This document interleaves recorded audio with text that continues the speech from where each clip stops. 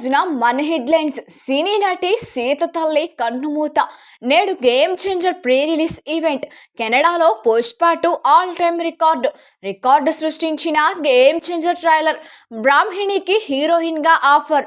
Dallas లో అడుగుపెట్టిన డాకు. పెళ్లి చేసుకున్న నటి సాక్షి అగర్వాల్. మహేష్ వాయిస్ తో ముఫాసా తెలుగు వర్షన్ సక్సెస్. ఓటీటీలోనికి వచ్చిన కొత్త చిత్రం. తెలుగు డైరెక్టర్ కన్నుమూత. 13 ఏళ్లకు థియేటర్లలోకి విశాల్ మూవీ, టీవీల్లోకి బ్లాక్ బస్టర్ సినిమా. గేమ్ చేంజర్ కు నిరసన సెగ. నాగ చైతన్య, సాయి పల్లవి డాన్స్.